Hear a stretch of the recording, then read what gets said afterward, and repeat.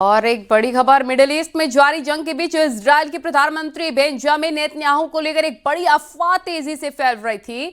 दावा किया जा रहा था कि उनकी मौत हो चुकी है, लेकिन अब खुद नेतन्याहू सामने आ गए हैं और उन्होंने इन सभी दावों को सिरे से खारिज कर दिया है। नेतन्याहू ने यह भी कहा है कि इस जंग में अब ईरान की हार तय हो चुकी है।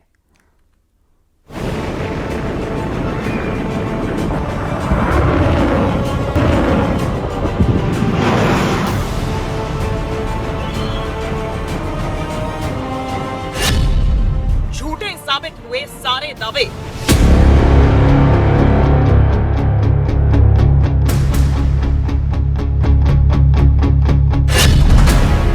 अफवाहों का हुआ अंत, कैमरे के सामने आए नेतन्याहू।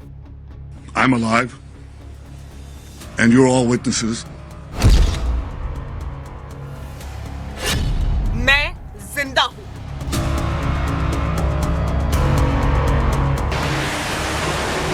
मिडिल ईस्ट इस वक्त भीषण टकराव के दौर से गुजर रहा है। इजराइल और ईरान के बीच तनाव चरम पर है। मिसाइल हमले, ड्रोन स्ट्राइक और सैन्य कार्रवाई लगातार जारी है। जंग के इसी माहौल में सोशल मीडिया पर एक सनसनीखेज अफवाह फैलाई गई कि इजराइल के प्रधानमंत्री बेंजामिन नेतन्याहू मारे गए हैं।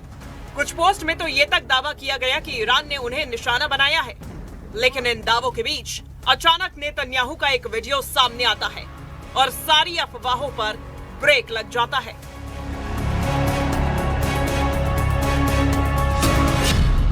जंग के बीच मौत की खबर, सामने आ गए नेतन्याहू।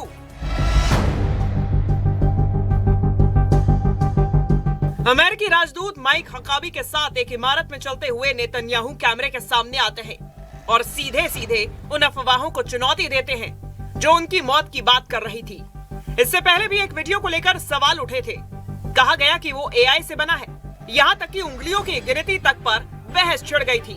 ऐसे में इस नए वीडियो के जरिए नेतन्याहू ने न सिर्फ अपनी मौजूदगी साबित की, बल्कि दुनिया को साफ संदेश दिया कि वो पूरी तरह सुरक्षित हैं और ईरान के खिलाफ जंग में डटे हुए हैं। I'm alive and you're all witnesses. Now that I dispatched this piece of fake news, I want to give you an update on Operation Roaring Lion. Under President Trump's visionary leadership, America and Israel are acting together in Iran with great determination and unprecedented strength.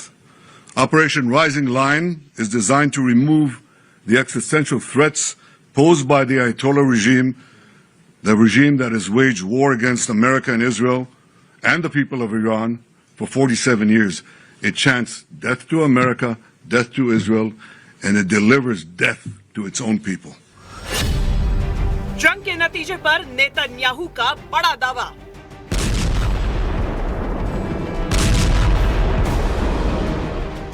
Netanyahu ने सिर्फ अपनी मौजूदगी ही नहीं दिखाई, बल्कि जंग के हालात पर भी बड़ा दावा किया।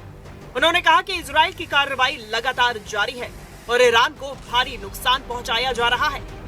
इजराइल का दावा है कि ईरान के मिसाइल लॉन्चर, ड्रोन सिस्टम और सैन्य ठिकानों को लगातार निशाना बनाया जा रहा है और उसकी सैन्य क्षमता तेजी से कमजोर हो रही है।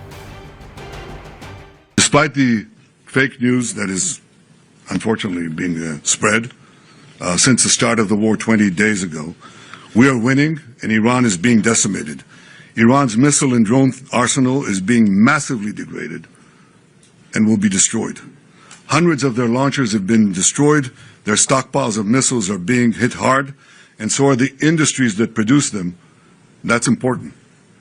In Rising Lion, we destroyed missiles and we destroyed a lot of the nuclear infrastructure. But what we're destroying now are the factories that produce the components to make these missiles and to make the nuclear weapons that they're trying to produce. We're wiping out their industrial base in a way that we didn't do before. Iran's air defenses have been rendered useless. Their navy is lying at the bottom of the sea. Today we hit the other part of their navy in the Caspian Sea. Their air force is nearly destroyed. Iran's command and control structure is in utter chaos. And I can tell you that there's still more work to do, and we're going to do it. Hormuz पर Israel की चेतावनी।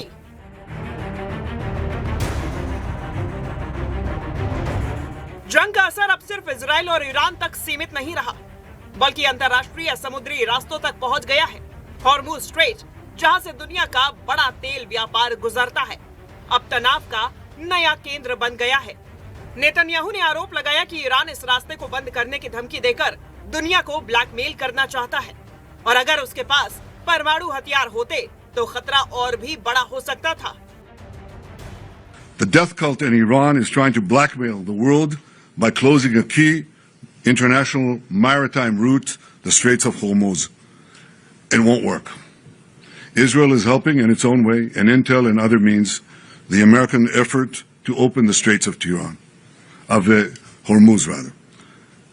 But I want to ask you to imagine how the Ayatollah regime would be able to blackmail the entire world if they had ballistic missiles with nuclear warheads.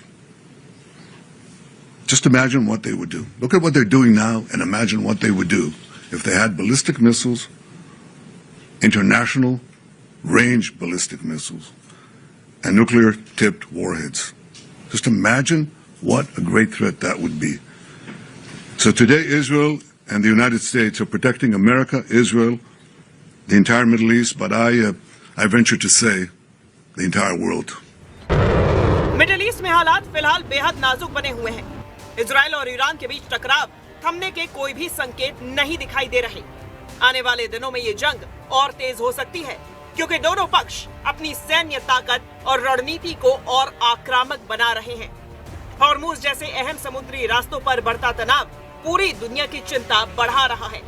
ऐसे में नजर अब इस बात पर है कि क्या कूटनीति इस आग को थाम पाएगी, या फिर संघर्ष अब तक के सबसे बड़े क्षेत्रीय संकट में बदल जाएगा।